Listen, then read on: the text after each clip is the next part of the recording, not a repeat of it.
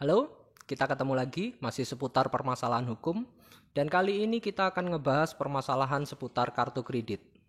Dalam menjalankan kegiatan seputar kartu kredit, perbankan dinaungi oleh Peraturan Bank Indonesia Nomor 14 Tahun 2012 dan untuk mekanisme pelaksanaannya, perbankan dinaungi oleh Surat Edaran Bank Indonesia Nomor 14/17. Dan untuk kita sebagai debitur, kita dinaungi oleh perjanjian kerja antara bank dengan kita sendiri sebagai debitur. Dan perjanjian ini biasa disebut dengan perjanjian kredit, yang mana di dalam perjanjian kredit ini diatur seputar hak dan kewajiban kita sebagai debitur dan kewajiban bank sebagai pemberi pinjaman. Kartu kredit sendiri masuk dalam kategori pinjaman tanpa agunan. Dari perjalanan kartu kredit ini akan muncul permasalahan, yang mana salah satu permasalahan yang paling sering dialami adalah permasalahan gagal bayar. Gagal bayar sendiri muncul akibat dari sifat konsumtif kemungkinan yang dilakukan oleh kita sendiri, yang mana kemudahan dalam bertransaksi menggunakan kartu kredit membuat kita lapar dalam tanda kutip berbelanja. Dan ketika kita memakai kartu kredit dalam pemakaian yang maksimal, biasanya kita akan mengalami tagihan yang membengkak karena di dalamnya ada bunga dan denda ketika kita telat membayar. Dan kali ini kita spesifik membahas tentang permasalahan gagal bayar di masa pandemi. Jadi ketika berbicara pandemi, dampak ekonomi pasti akan lebih kerasa terhadap kita para pelaku usaha. Dan kemungkinan potensi gagal bayar ini akan besar. Dan ketika kita mengalami gagal bayar dalam kondisi pandemi, mengacu sama surat edaran OJK yang sebelumnya, kita bisa mengajukan permohonan. Permohonan yang saya maksudkan di sini adalah permohonan restruktur. Dan ketika permohonan ini sudah kita jalankan, ada potensi permohonan yang kita ajukan ini dianulir atau tidak dikabulkan oleh bank. Bagaimana solusinya dan bagaimana kita harus mengupayakan?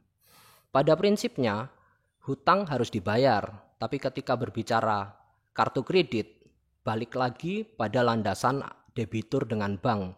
Tadi saya jelaskan bahwa landasan debitur dengan bank adalah perjanjian kredit.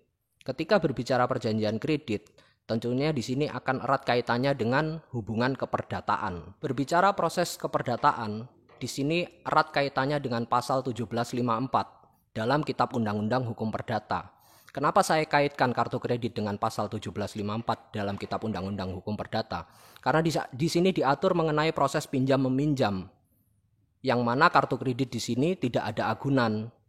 Jadi murni perdata saya istilahkan.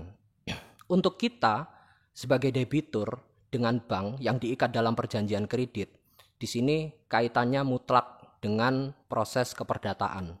Prinsipnya hutang yang kita pakai atau kita pinjam harus dibayarkan. Tetapi ketika upaya yang kita lakukan dengan mengajukan permohonan restruktur, penjadwalan pembayaran ulang dan lainnya tidak dikabulkan oleh bank, maka prinsipnya kita sudah berupaya.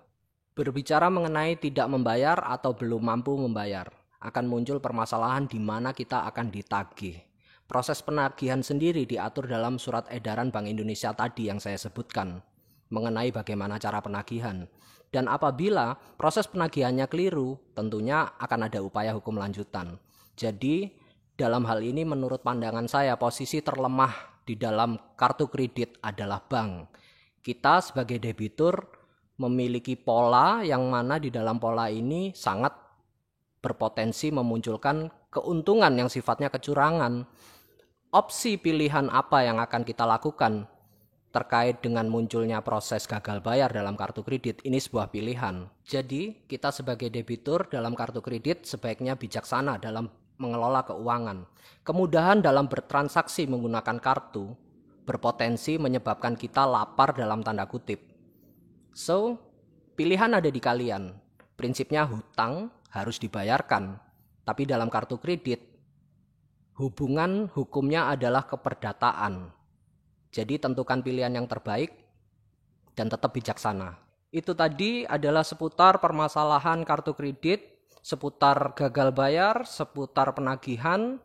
Dan buat teman-teman yang membutuhkan informasi lebih detail, lebih lengkap terkait bagaimana solusi rinci terkait masalah kartu kredit, teman-teman bisa menghubungi kita dan kita akan lebih rincikan bagaimana memproteksi debitur terhadap penagihan dan gagal bayar. Sampai ketemu lagi dengan video selanjutnya masih seputar permasalahan hukum. Tetap bekerja, tetap berupaya, dan salam semangat.